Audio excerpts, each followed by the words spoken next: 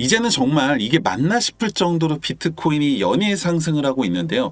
이러다가 갑자기 폭락하는 게 아닌가 싶기도 하면서 이 트럼프 당선이라는 확실한 호재가 있기 때문에 근거 있는 상승이라는 생각도 드는데요. 거기에 도지까지 미친 듯이 올라가고 있어서 이게 진짜 어떻게 해야 될지 모르겠는 매일입니다. 지금이라도 리플을 다 팔고 비트나 도지로 갈아탈까 싶다가도 왠지 갈아타면 떨어질 것 같기도 하고 왠지 갈아타면 리플이 올라갈 것 같기도 하고 이게 답답해 미치겠는 거죠. 항상 우리는 이 최악의 상황이라는 걸 대비해야 하잖아요. 여러분들 생각해 보셨습니까? 만약에 트럼프가 갑자기 말을 바꾸고 갑자기 비트코인이 다시 떨어지고 혹시라도 이 게리 겐슬러가 해임되지 않는다면 어떻게 될까요? 너무 어거지라고 생각하십니까? 이 만약이라는 게 원래 다 그렇잖아요. 그런데 일어난다면 굉장히 피곤해지는 거죠. 오랜 시간 여러 가지 논쟁 속에서 중심에 있었던 인물이 있습니다. 바로 게리 겐슬러죠. 이 사람은 도대체 뭐 하는 사람이길래 이렇게까지 리플을 싫어하고 가상화폐를 싫어하고 물어뜯으려고 하는 걸까요?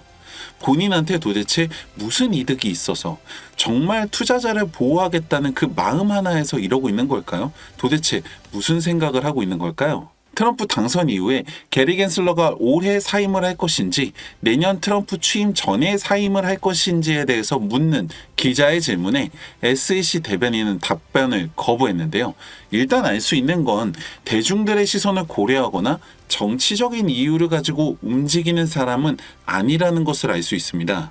게리 겐슬러는 1998년도에 클린턴 대통령의 지명을 받아서 재무부 차관이 되면서 공직 생활을 시작했는데요.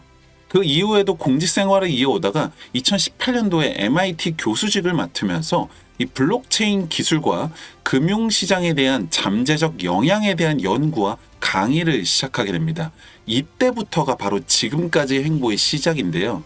당시에 했던 발언들을 살펴보면 비트코인은 거품이기 때문에 소멸될 것이라는 견해를 가진 진영을 비트코인이 미니멀리스트, 비트코인이 화폐로서 무한한 가능성을 가지고 있다고 믿는 진영을 비트코인 맥시멀리스트라고 구분을 하고 본인은 약간의 중도 미니멀리스트라고 말하면서 비트코인이 거품이어서 소멸될 것이라고까지는 생각하지 않지만 정부와 중앙은행, 기존의 금융권의 견제로 성장 가능성이 제한적일 것이라고 말했는데요. 그리고 SEC 위원장 때의 발언을 보면 비트코인은 증권이 아니라 금과 같은 상품이지만 나머지 알트코인들은 거의 다 증권에 해당한다고 밝혔습니다. 저는 이 내용들을 보고서 이제야 이 사람이 이해가 됐습니다. 도대체 무슨 생각을 하는지, 왜 이토록 규제를 했던 건지, 왜 비트코인 ETF는 승인했으면서 알트코인 ETF는 승인을 안 해주고 있는지, 왜 못 잡아먹어서 안달인 건지 말이죠. 주장의 핵심은 비트코인을 인정하지 않는 건 아니지만 정부와 중앙은행, 기존 금융 시스템의 견제로 가능성은 제한적일 것이다. 그리고 그래야 한다는 겁니다. 그러면 과연 트럼프는 어떨까요?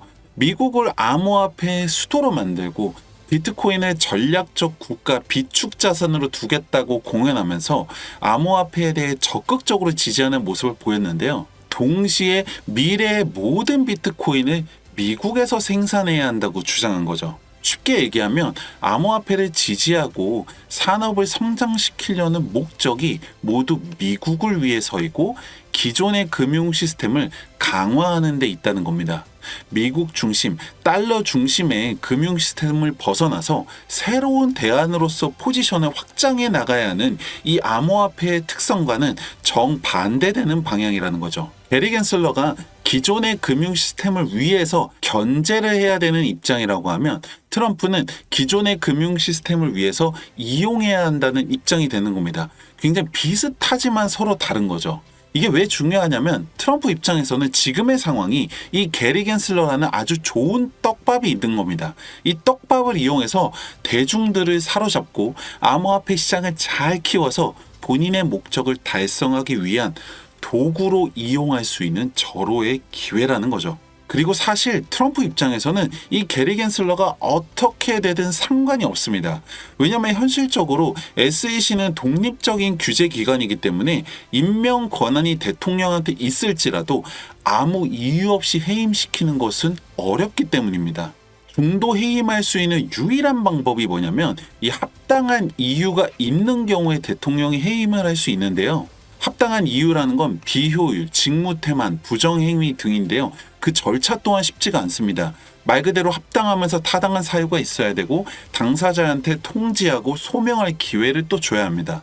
물론 상원을 이 공화당이 차지하고 있기 때문에 그나마 나은 상황이지만 만약에 절차대로 진행이 된다 하더라도 조사를 하고 반론 기회를 주는 사법 절차를 거치는 데만 최대 2년이 걸린다는 겁니다. 어차피 게리 겐슬러의 임기는 트럼프가 당선되고 나서 1년이 조금 지난 후인 26년 4월까지입니다. 트럼프는 떡밥이 필요했고 게리 겐슬러라는 이 공공의 적으로서의 가치를 할 뿐 사실 게리 겐슬러의 사임은 그렇게 중요한 과제는 아니라는 거죠. 물론 가상화폐 시장의 성장은 트럼프 역시 원하는 것이기 때문에 전체적인 탄력은 받을 것이지만 게리 겐슬러가 지금과 같은 입장을 보인다면 임기를 다 마치게 될 것이라고 봐야 한다는 거죠. 너무 이 답답한 상황에 대해서만 말씀을 드린 것 같은데 너무 부정적으로만 생각하셔도 안 되겠지만 그렇다고 희망회로만 돌린다고 될 일은 아니라는 거죠. 물론 긍정적으로 이 트럼프가 당선되고 ETF 승인되고 승소하고 급등만 된다면 얼마나 좋겠습니까? 저 역시도 이렇게 되기만을 너무나 바라고 있지만 앞서 말씀드린 것처럼 우리는 최악의 상황을 대비하지 않으면 똑같은 실수를 반복하게 된다는 거죠. 지금 비트코인이 가고 도지가 간다고 부러워하실 필요도 없고 슬퍼할 필요도 없습니다.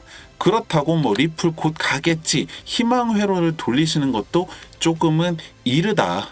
패는 까봐야 알기 때문에 지금은 경거망동하지 마시고 상황을 지켜보면서 대응을 하셔야 되는데 이게 사실 말은 쉬운데 가장 어려운 거기도 합니다. 왜냐면 뭘 보고 도대체 뭐 어떻게 움직이라는 건지 알 수가 없으니까요.